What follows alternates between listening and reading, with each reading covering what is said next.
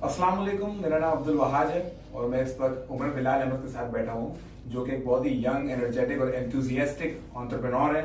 एक fitness consultant है जो कि सर्टिफाइड फ्रॉम कैलिफोर्निया यूएसए से हैं और एक बहुत ही अच्छे मॉडल भी हैं।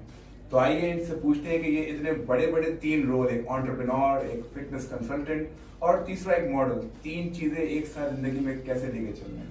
आइए। अस्सलाम वालेकुम उमर भाई। वालेकुम अस्सलाम। आज भाई सबसे पहले तो मैं आपको कांग्रेचुलेट करूंगा। आपने मेरा जितना तहम्मुल और जितना अच्छा आपने मेरा इंट्रोडक्शन कराया है, मैं पाकिस्तान के तमाम न्यूज चैनल्स के ऊपर भी मेरा इंट्रोडक्शन कराया है, लेकिन इतना अच्छा इंट्रोडक्शन मेरा किसी ने नहीं कराया।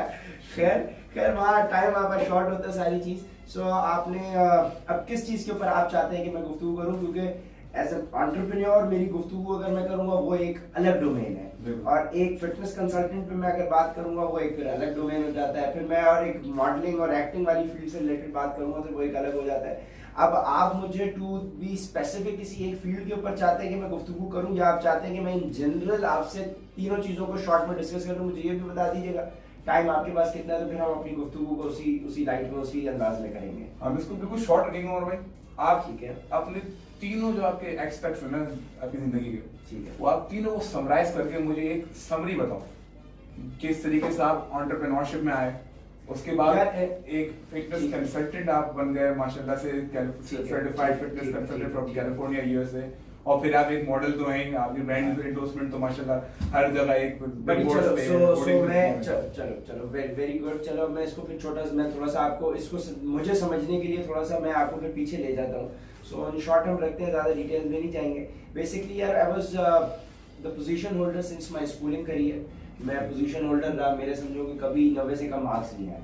सो I was good at academics, I was the head boy of my school, I was the cricket team, college team captain of my school as well as my college. ठीक है। अब जो हम साइंस से मैंने मैट्रिकुलेशन की, उसके बाद मैंने इंजीनियरिंग करी, प्री इंजीनियरिंग, और उसके बाद मैंने ये दोनों फील्ड्स को, जब मेरे इनमें मार्क्स भी अच्छे ही आए और सारी चीज़, मैंने दोनों फील्ड्स को स्टडी कर लिया। सो मैंने ये गेज किया कि मेरा इंटरेस्ट इस तरफ नहीं है, क्योंकि वालिदैन के कहने के ऊपर एक इंसान बायोलॉजी कर लेता है। Everybody wanted me to be a doctor since my childhood, सही है। तो मेरे वालिदैन की ख्वाहिश ये थी कि मैं डॉक्टर बनूं, तो मैंने बायोलॉजी के पर्सपेक्टिव से मैंने अपना बैचलर, अपना ये जो है मैट्रिकुलेशन की। उसके बाद फिर जब मैंने वो बायोलॉजी पढ़ी तो मुझे लगा कि यार ये मुझे कुछ समझ में आ नहीं रही है, मेरा इंटरेस्ट बन नहीं रहा। तो फिर मैंने 9th मैट्रिक करने के बाद फिर मैंने अब मैं वालिद साहब से, क्योंकि हम कोई भी इंसान होता है तो वो सबसे पहले अपने घर से इंस्पायर्ड होता है और घर की तरफ से मोटिवेटेड होता है। फिर मैंने ये देखा, so my father was a chemical engineer from NET. तो फिर मैंने वालिद को देखे, मैंने बोला अच्छा भाई प्री इंजीनियरिंग करते हैं। अब जब मैंने प्री इंजीनियरिंग करी, 2 साल वहाँ प्री इंजीनियरिंग करी, तो मुझे समझ में आया कि यार ये भी अपने इंटरेस्ट की फील्ड नहीं है। और by that time I was 16 years, और फिर मेरा इंटरेस्ट जो है वो स्पोर्ट्स की तरफ तो था ही, और साइमल्टेनियसली मेरा जो है ना, मुझे ये बिजनेस साइड समझने में थोड़ा सा इंटरेस्ट रहता था। सो फिर मैंने इंजीनियरिंग के बाद बीबीए के अंदर एडमिशन लिया, and that was my decision जो मैंने ऑप्ट किया, rather being influenced from anybody कि मैं प्री इंजीनियरिंग करता, क्योंकि उसमें भी एक तरीके से इन्फ्लुएंस था, हमारे पेरेंट्स का भी था कि भाई अब बायोलॉजी नहीं तो प्री इंजीनियरिंग की जाए। सो अब मैंने फॉर्मली, अब मैं 16 साल में मैंने मैट्रिक किया, 18 में मैंने इंटर किया, तो अब 18 इयर्स की एज के अंदर आपका शनाख्ती कार्ड बन जाता है, अब आप मेच्योर हो जाते हो, और अब डिसीजन मेकिंग अब आपके एक हद तक आपके कंट्रोल में आ जाती है। सो फिर मैंने अपना डिसीजन लेके मैंने बीबीए ऑनर्स ज्वाइन किया, रेप्यूटेड यूनिवर्सिटी इकरा यूनिवर्सिटी, मैंने बीबीए ऑनर्स ज्वाइन किया, और अल्हम्दुलिल्लाह मेरी एकेडमिक्स क्योंकि अल्हम्दुलिल्लाह स्ट्रॉन्ग थी, जब एक चीज़ के ऊपर लग के मैं काम करता हूँ तो फिर करता हूँ। तो अल्हम्दुलिल्लाह मैंने अपना बैचलर्स जो है वो 3.67 CGPA से गालिबन मैंने कंप्लीट किया। I was among the top 10 students of my batch, और थ्रू आउट मैं अपने बैचलर्स स्कॉलरशिप ग्रेजुएट रहा, और मैंने स्कॉलरशिप के ऊपर अपना बीबीए ऑनर्स कंप्लीट किया। अब मैंने 2011 फॉल में, 2011 सितंबर में मैंने अपना जो है क्या कहते हैं यूनिवर्सिटी ज्वाइन की है, और मैंने 2014 में मैं क्योंकि क्विकली मैं कर रहा था अपने कोर्सेज वगैरह, तो मैंने 3.5 साल बाय द टाइम मेरे 2014 तक मैंने जो है अपना बीबीए ऑनर्स जो है वो कंप्लीट कर लिया। जनवरी में मेरे पेपर्स थे फाइनल सेमेस्टर के, 8 सेमेस्टर के, और दिसंबर में गालिबन समा टीवी की पूरी टीम आई हमारी यूनिवर्सिटी में ऑडिशंस लेने के लिए। और बाय दैट टाइम जब मैं उनको they were looking for training journalist और they were looking for anchors. So उन्होंने हमारी यूनिवर्सिटी में आके ऑडिशंस लिए। सो मैं उस टाइम तक आई एम कैमरा फ्रेंडली, शायद आप लोगों को नजर भी आ रहा होगा जो मेरी ऑडियंस में सुन रही है। अब जाहिर है तो मैं उस दौरान मैं कमर्शियल्स कर रहा था, मैंने टॉप पाकिस्तान ब्रांड इंडोर्स किया, तो उसमें मैंने पेप्सी का कमर्शियल भी इंडोर्स किया था यूनिवर्सिटी के दौरान ही, और मैंने कैडबरी डेयरी मिल्क में, प्रोबेबली अगर आपकी ऑडियंस ने वो पुरानी जीन्स और गिटार वाला जो कमर्शियल था डेयरी मिल्क का, वो उसमें मैंने, सो मेरा एक स्क्रीन के साथ और एक कैमरे के साथ मेरा एक फ्रेंडली जो है ताल्लुक बन चुका था। सो जब समा टीवी वाले यूनिवर्सिटी के अंदर आए ऑडिशंस लेने के लिए, सो 350 लोगों के 350 प्लस लोगों ने ऑडिशंस दिए, and I was the one जो सेलेक्ट हुआ उनके पूरे ट्रेनिंग जर्नलिस्ट प्रोग्राम के अंदर। बिफोर माय फाइनल एग्जाम्स मुझे समा टीवी ने शॉर्टलिस्ट कर लिया था, और मेरे 8th सेमेस्टर के पेपर से पहले मुझे उन्होंने जो है एक मैनेजमेंट ट्रेनिंग पोजीशन जो होती है उसके लिए उन्होंने मुझे लेटर मुझे दे दिया था। सो अब ये हुआ कि मैंने अपने दिसंबर में यूनिवर्सिटी कंप्लीट, जनवरी में मैंने पेपर्स कंप्लीट किए अपने, और मैंने जैसे ही पेपर खत्म हुआ फ्रॉम द समझे फ्राइडे अगर मेरा लास्ट पेपर है तो मैंने मंडे से समा ज्वाइन कर लिया, मुझे गैप ही नहीं मिला, ठीक है। मैं आप समझे कि स्कूल से लेके यूनिवर्सिटी तक मुझे टाइम समझे बीच में गैप मिला ही नहीं है कोई। मैंने यहाँ अपना जो है बैचलर्स कंप्लीट अपना किया, समा टीवी में ऑडिशंस, पेपर खत्म, और अब मैं समा टीवी मैंने ज्वाइन कर लिया। अब उस समा टीवी के उस दौर को मैं बड़ा रिगार्ड करता हूँ, मैंने बहुत कुछ सीखा उसमें। मैंने रिपोर्टिंग भी की, सड़क पे खड़े होकर मैंने रिपोर्टिंग भी करी, मैंने उनके ऑफिस में भी काम किया एज अ ट्रेनिंग जर्नलिस्ट। जिस तरह से एक मैनेजमेंट ट्रेनिंग पोजीशन होती है, तो इसी तरह से मीडिया के जो चैनल्स होते हैं उनमें एक ट्रेनिंग जर्नलिस्ट पोजीशन होती है। So before training you on anchoring, they teach you in all different departments of how a channel works. So मैंने उसमें वीडियो एडिटिंग भी वहाँ सीखी, उसमें मैंने प्रोडक्शन भी सीखी, मैंने डायरेक्शन भी सीखी, मैंने उसके अंदर जो है एंकरिंग क्या होती है, वॉइस ओवर्स क्या होते हैं, किस तरह से सारा पूरी समझे कि कंटेंट क्रिएशन किस तरह से होती है, स्क्रैच से लेके जो फाइनल प्रोडक्ट हमें टीवी पे नजर आता है, वो पूरा प्रोसेस मैंने सीखा। सो आज अल्हम्दुलिल्लाह मुझे काम भी आ रहा है। लेकिन बाय दैट टाइम अब मैं जनवरी से लेके मैं जो हूँ सितंबर तक मैं ये चीजें सीखता रहा और मैं उस काम को करता रहा, क्योंकि वो था 6 मंथ्स में उनको मेरा काम अच्छा लगा, उन्होंने मुझे परमानेंट पोजीशन ऑफर की, फ्यूल भी मिलने लगा, और जो है मोबाइल अलाउंस भी मिलने लगा, अच्छा पैकेज भी था। और जब ये सारी चीजें थी तो इसके साथ एक चीज की कमी रह गई थी, वो ये थी कि मैं एक जगह जब मेरी एक आदत है कि जब भी मैं कोई काम कर रहा हूँ, सो I ask my own self कि यार whether I'm enjoying it or I'm just doing it for क्या बस for the sake of काम करना है। So I was into it, तो मैं वो काम तो कर रहा था, लेकिन I was continuously asking myself कि यार ये वो काम नहीं है कि जो मैंने करना है। मेरा इंटरेस्ट और वो पैशन, मतलब वो स्क्रीन की हद तक तो मुझे ये था कि भाई स्क्रीन के ऊपर मैं हूँ, भाई रिपोर्टिंग कर रहा हूँ ये वो, लेकिन I thought of कि यार this is not what I did my BBA for, फिर मैंने MBA स्टार्ट कर लिया था। This is not the purpose कि मैं ये BBA MBA कर रहा हूँ, मैंने बिजनेस पढ़ा मैंने बिजनेस है, मैं कर रिपोर्टिंग रहा हूँ चैनल के अंदर। So it was all together a different thing. So इस चीज को कंसिडरेशन में रखते हुए बस मेरी एक आदत है, जब मैं इस किस्म की कैफियत में आता हूँ, so I keep on asking my self this question, और मैं अल्लाह पाक से डायरेक्ट रुजू करता हूँ, बोलता हूँ अल्लाह पाक मुझे बताओ कि ये मैं काम कर रहा हूँ, तो मुझे इसमें कोई सीधा रास्ता दिखाओ कि क्या करना है। सो फिर मेरे पास एक दिन अचानक ऐसे हुआ कि मैं अपने घर पे बैठा था, हमारे एक IBA के मेरे भाई के दोस्त हैं, वो छत पे आए हुए थे, हम छत पे बैठे थे, तो उन्होंने जिक्र किया कि यार ये हमारा IBA का, हमारा यूनिवर्सिटी का कार्ड है, और इस कार्ड के ऊपर उनके गालिबन उस ID कार्ड के ऊपर उनको डिफरेंट ब्रांड्स के ऊपर गालिबन उनके IBA के कार्ड के ऊपर 50-60 ब्रांड्स थे जिसपे उनको डिस्काउंट मिलता था। उसमें सबवे भी था, स्टोनेज क्लोथिंग भी थी, एक्वाफिना भी था, मल्टीपल ब्रांड्स थे जिसके ऊपर IBA के स्टूडेंट को मिसाल के तौर पे ये कार्ड है, तो वो बीइंग द स्टूडेंट उनको प्रिविलेजेस मिलती थी, उन ब्रांड्स के ऊपर डिस्काउंट्स मिलते थे।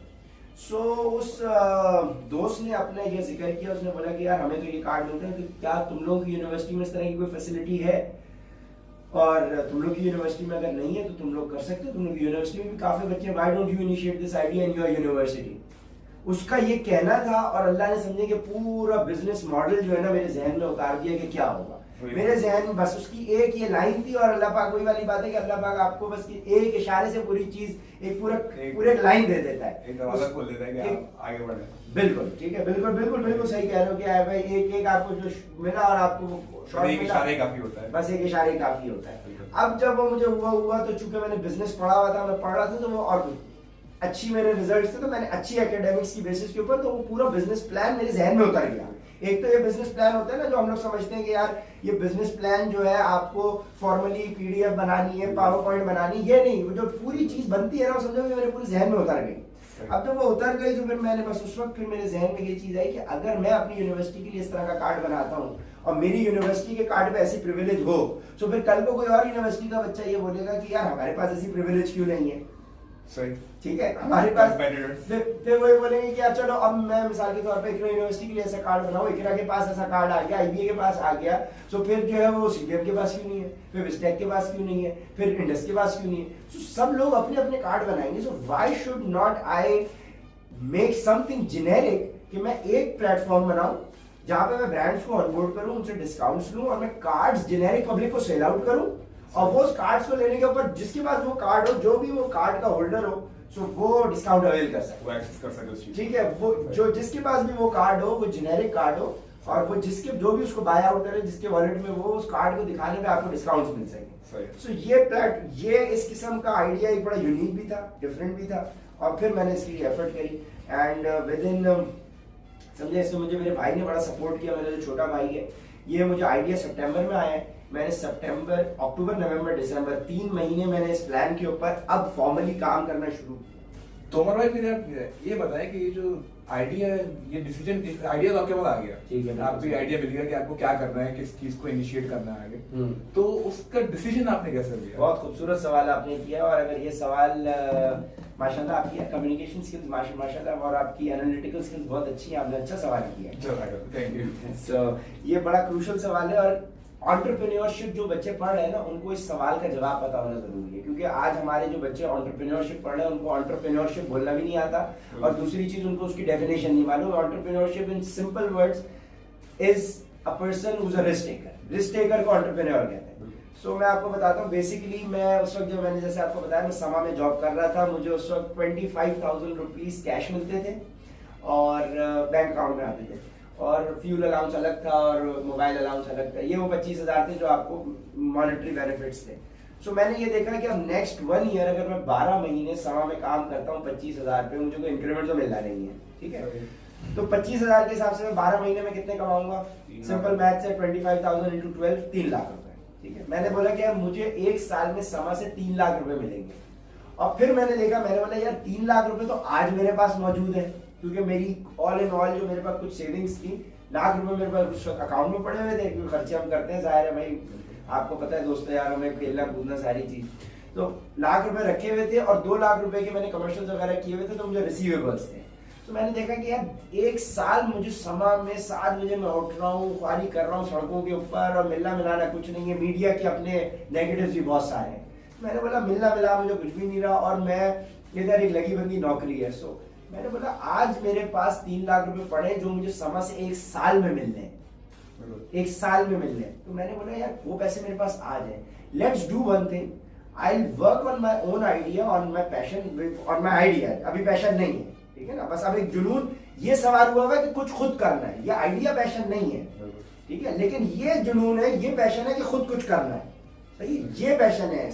अब ये पैशन नहीं है कि जो मैं काम कर रहा हूँ, बस ये पैशन है कि करना खुद है। तो फिर मैंने बोला कि लेट्स डू वन थिंग, मैं इस पोटेंशियल जो मुझे आइडिया लग रहा है कि पोटेंशियल है इसके अंदर, I will work on it, ठीक है, and at the end of every month I pay my own self 25,000 rupees from my bank account and I will consider my self on a payroll. That's very good idea, ठीक है, मैंने ये सोचा कि I consider my self कि मैं payroll के ऊपर हूं, और मैं हूं तो मैं खुद अपने पैसे अपने आप को दूंगा, तो मेरे पास ये होगा कि मेरे पास 1 साल का रूम है, ठीक है। अब उस 1 साल में मुझे अपनी कंपनी जो मैं आइडिया सोच रहा हूँ, अगर मैं उस कंपनी से 30,000 भी प्रॉफिट कर लूं महीने का, तो मैं नौकरी से तो बेहतर ही हूँ ना, काम मेरा अपना है, मुझे मजा भी आ रहा है, सारी चीजें, तो मैं नौकरी नहीं कर रहा। फिर मैंने अक्टूबर, नवंबर, दिसंबर, ये 3 महीने उस बिजनेस प्लान जो मेरे जहन में था, फिर मैंने उसको पेपर आउट किया, मैंने उसकी प्लानिंग की, मैंने मार्केट विजिट्स, ये वो सारी चीजें, जो एक अलग डिस्कशन है कि एंटरप्रेन्योर किस तरह से करता है। लॉन्ग स्टोरी शॉर्ट, मैंने जनवरी 1 से ऑफिशियली टीम ऑर्गेनाइज करके ब्रांड्स को मैंने लाइन अप किया, ब्रांड से एमओयू साइन कराया, वेबसाइट बनाई, फेसबुक पेज बनाया। 1 जनवरी से लेकर 28 फरवरी तक मैंने 4,000 के करीब लोगों को कार्ड जो मैंने बनाया था, सेवियर नाम रखा उस कंपनी का, मैंने कार्ड का नाम मैंने सेवियर रखा, SAVYOUR नाम रखा। 4,000 कार्ड्स मैंने सेल किए। 58 डेज में मैंने 150 प्लस ब्रांड से एमओयू साइन कराए, उनको ऑनबोर्ड किया, वेबसाइट बनाई, वेबसाइट को अपलोड किया, फेसबुक पेज बनाया, उस पर मार्केटिंग करी, 4000 क्लाइंट्स को कार्ड सेल किए, सेल करने के बाद डिलीवरीज की, और 1 मार्च को मैंने अपना प्रोडक्ट मार्केट में लॉन्च कर दिया। सही है। और जब 1 मार्च को मैंने 58 डेज के ये पीरियड के अंदर, ऑल इन ऑल मैंने 5 महीने के अंदर कंपनी लॉन्च की है। आइडिया से लेके एग्जीक्यूशन तक मुझे 5 महीने लगे, और जिस दिन मैंने लॉन्च किया है उस दिन मैं प्रॉफिट में था, क्योंकि मैं कार्ड बेच चुका था। ठीक है, मैं तकरीबन 18 लाख रुपए के कार्ड बेच चुका था। सो मेरे ऑलरेडी वो कवर भी हो चुके थे। तो अब उसके अंदर जो अब एक इंसान मुझे देखेगा जो बोलेगा यार एक बड़ा सक्सेसफुल मॉडल रहा और सारी चीज, उसके पीछे रीजन रही। वो रीजन ये रही कि मैं बचपन से, मेरे एकेडमिक स्ट्रॉन्ग थे, मैं अगर पढ़ाई कर रहा हूँ तो मैं पढ़ाई पे फोकस कर रहा हूँ, खेल रहा हूँ तो मैं खेल पे focus. One thing at a time जब आप करते हो, so you give your best. आपका एक ब्रेन है, आपके पास इतनी एनर्जी है, आप एक वक्त में सारी एनर्जी एक चीज पे डाल दोगे, सो वो आपको बेस्ट रिजल्ट देती है। I have always tried for excellency, so I have opted for one thing at a time. मैंने एक चीज एक वक्त में की। और जब मैं सेवियर की ये बेसिस रख रहा था 5 महीने पहले जब मैंने स्टार्ट किया, उसी वक्त मेरे जहन में ये चीज थी कि भाई मुझे इस कंपनी को इतना स्टैब्लिश करना है कि मुझे इसकी अच्छी कीमत मिलेगी और मैं इस आइडिया को सेल आउट करूंगा। ये बेसिस रखते हुए मेरा ये प्रिंसिपल था, और मेरे जहन में ये था कि मुझे 2, 2.5, 3 साल में इसको इतना करना है कि मैं बेच दूं। और ट्रस्ट मी, लॉन्च मैंने 1 मार्च को किया, और जिस कंपनी को मैंने फिर ये विद इन 6 मंथ्स मुझे कंपनी ने इनिशिएट किया, उन्होंने मेरे इस आइडिया को पसंद किया। मैं जो चीज 3 साल में चाह रहा था, मुझे 6 महीने के अंदर उसी किस्म की company I, out of the box. वो एक अलग कहानी है, वो फिर इंशाल्लाह कभी आप मुझे डिटेल में बुलाएंगे तो वो फिर एक अलग कहानी है। तो एक और चीज में आ गया। नहीं, सुनो, बड़ी इंटरेस्टिंग कहानी है। मैंने विद इन 6 मंथ्स उस कंपनी के साथ नेगोशिएशन स्टार्ट हुई, और 1 मार्च 2016 मैंने कंपनी लॉन्च की थी। अपने घर में मैंने ऑफिस बनाया था, और 1 मार्च 2017 मैंने उस कंपनी को बेच के उस कंपनी का फिर मैंने 2017 1 मार्च उस कंपनी के साथ मैंने सेवियर सेल आउट किया, बहुत अच्छे पैसों में जो आज कोई सोच भी नहीं सकता। ठीक है, और मैंने बहुत अच्छे पैसों में उसको सेल आउट किया, और उसके बाद मैंने उस कंपनी के साथ ये कमिटमेंट मेरी ये थी कि मैं इस कंपनी को, फिर उनका मॉडल था कि भाई अब हमें इसको कार्ड से हटा के डिजिटल करना है, हमें इसको ऐप बनाना है। तो फिर मैंने उस पूरे मॉडल को ऐप के ऊपर कन्वर्ट किया, कंपनी को पूरा मॉडल चेंज करके एस्टेब्लिश करके फिर मैंने अपनी जिम्मेदारियां वहाँ पूरी करके, और फिर आई क्विट फ्रॉम देयर। मैं अब एज अ फाउंडर सेवियर को मैं बाजार भी देख रहा होता हूँ, सारी चीजें। सो उसके बाद जब मैंने वो काम कर दिया, तो मेरा जो पैशन था शुरू से, जो मुझे फिटनेस का बड़ा शौक था, माशाल्लाह हमारे साथ ही आप जिम वगैरह भी करते थे तो आपको आइडिया है, तो फिटनेस का मुझे शौक था सारी चीज। फिर मैंने अपनी कैलिफोर्निया सर्टिफिकेशन की, और फिर मेरे उस सर्टिफिकेशन में चूंकि मेरे एकेडमिक्स अच्छे थे, तो जो मैंने सर्टिफिकेशन कैलिफोर्निया से की उसमें भी मेरे 96% मार्क्स आए। तो 90 से कम कभी मार्क्स आए नहीं है, इस बात का बात नहीं है। ठीक है, तो मैंने सर्टिफिकेशन की। लॉन्ग स्टोरी शॉर्ट, तो I am currently running my own fitness consultancy firm internationally, और मैंने लास्ट 18 मंथ्स में कोई 6000 क्लाइंट्स को तो सिर्फ गाइड किया ही किया है, और अगर मोटिवेट करने की बात आ जाए तो वो नंबर हजारों के अंदर है। ठीक है ना, सो राइट नाउ मेरा एक छोटा सा इंट्रोडक्शन ये है कि I am founder saviour, that I shall remain for the rest of my life. जब तक सेवियर है तब तक मैं फाउंडर रहूंगा। ओनर नहीं हूँ सेवियर का, फाउंडर हूँ, साथ में फिटनेस कंसल्टेंट हूँ, और साइमल्टेनियसली चूंकि मार्केटिंग में एमबीए किया तो मुझे पता है प्रोडक्ट बेचनी आती है। सो प्रोडक्ट बेचने के लिए जो बेचने वाला होता है ना, उसकी क्रेडिबिलिटी बहुत जरूरी है। सो उस क्रेडिबिलिटी को थोड़ा सा एनहांस करने के लिए, स्ट्रेंथन करने के लिए मैं कमर्शियल्स करता हूँ। सो वो मेरी कमर्शियल वाली साइड जो है वो मेरी शख्सियत को क्रेडिबल कर देती है लोगों की नजर के अंदर, जबकि है होना नहीं चाहिए ऐसे। लेकिन चूंकि हमारा माशरा ऐसा बन गया कि टीवी पे आने वाले, बिलबोर्ड पे लगे हुए बंदे, टीवी पे आने वाले बंदे को लोग रिगार्ड करते हैं। सो ये मेरी क्रेडिबिलिटी, कमर्शियल से क्रेडिबिलिटी बनती है, और फिर मैं जो अपना काम करता हूँ क्रेडिबिलिटी दिखा के फिर मैं सेल्स करता हूँ। सो ऑल इन ऑल आजकल मैं फिटनेस कंसल्टेंसी कर रहा हूँ। आपको भी माशाल्लाह, आप भी अच्छा काम कर रहे हो, और जितने भी मोटे हैवी ड्यूटी लोग हैं जो मुझे सुन रहे हैं, अगर आप लोग सुन रहे हैं और आप लोग he is the best person in the market right now. Yeah, thank you so much. Well, So Umar भाई, ये तो आपका माशाल्लाह एक बहुत अच्छा इंट्रोडक्शन आपका था। यार मैंने ज्यादा टाइम नहीं लिया, मुझे नहीं पता आपके पास इतना टाइम है नहीं है, लेकिन चले एक ऐसी एक जनरलाइज बात करते हैं आपसे, एज एन एंटरप्रेन्योर पे। तो जो आपने मार्केटिंग टैक्टिक्स यूज की अपने सेवियर को, आपने जो 5 महीने में इनिशिएट किया, जो आपने डिसीजन लेने के एक आइडिया से लेके इम्प्लीमेंट करने तक, एग्जीक्यूट करने तक जो एक 5 महीने का एक टाइम पीरियड था आपका, वो तो बहुत ही माशाल्लाह बहुत ही छोटा टाइम पीरियड था। बहुत कम लोग ऐसे होते हैं जो इतनी जल्दी किसी चीज को इनिशिएट कर पाते हैं। डिसीजन मेकिंग बाकी बहुत एक बड़ी चीज होती है, डिसीजन मेकर होना एक बहुत बड़ी चीज है।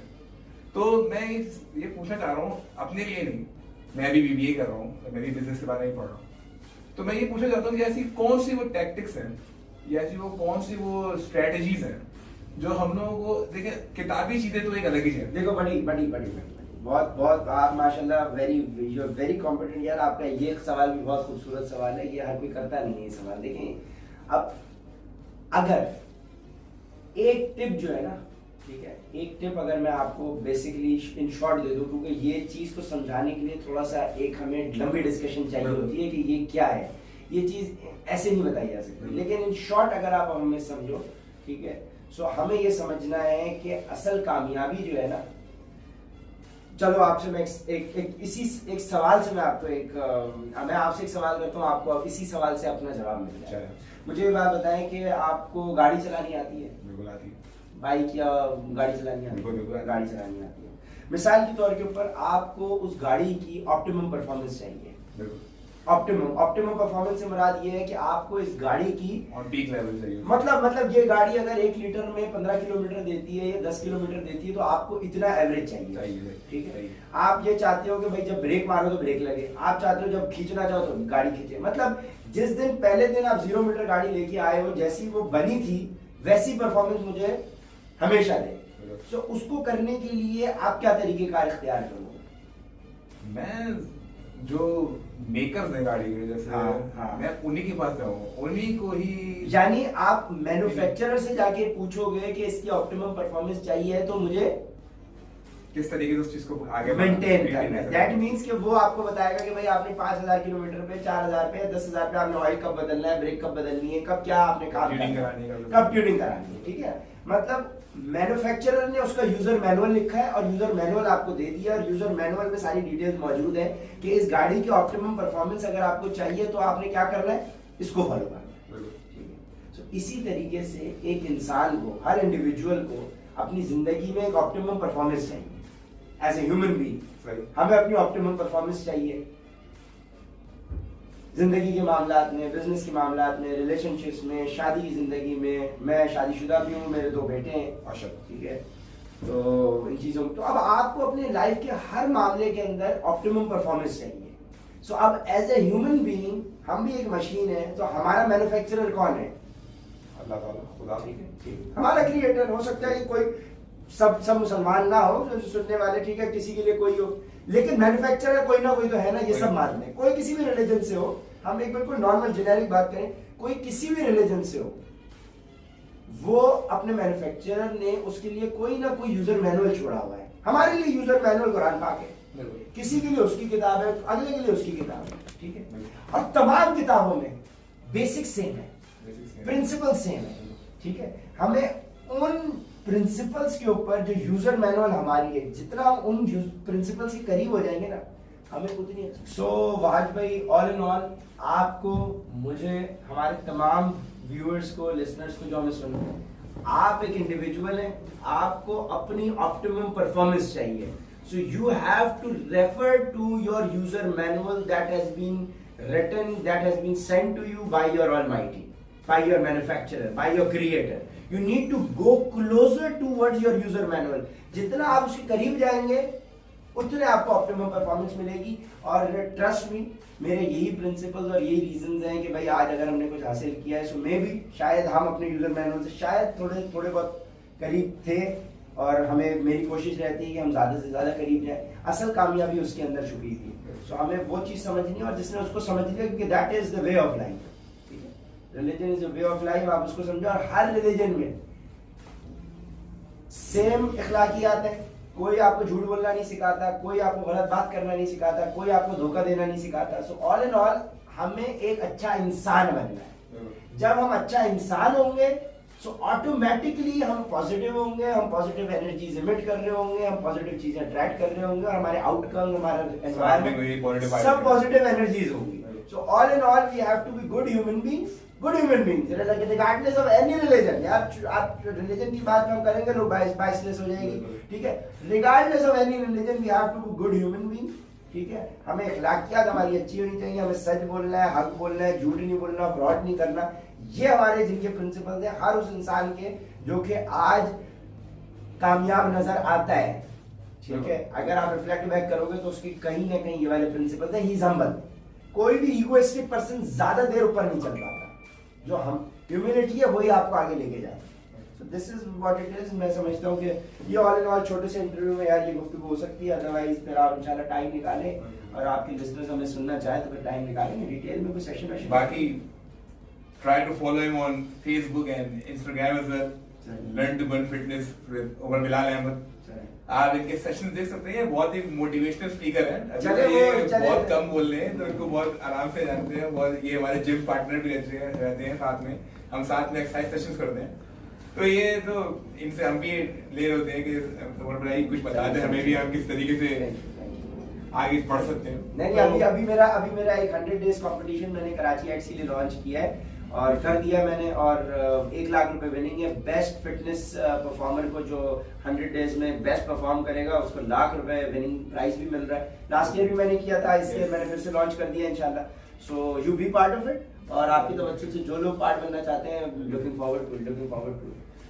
बहुत अच्छा लगा उमर भाई आपसे बात करके। थैंक यू कि आप आए हो और आपने टाइम दिया यार। आपने इस काबिल समझा कि आप समझो कि हमसे कुछ पूछोगे। सो दिस इज एक अच्छी इंफॉर्मेशनल आपने गुफ्तगू हमारे साथ की। पता चला कि किस तरीके से आप चाहो तो मैं इसको इख्तिताम करूं अपने एक खास अंदाज में। बिल्कुल। So guys, this is me Umar Bilal Ahmed, certified fitness professional from California USA, signing off with mister Wahaj.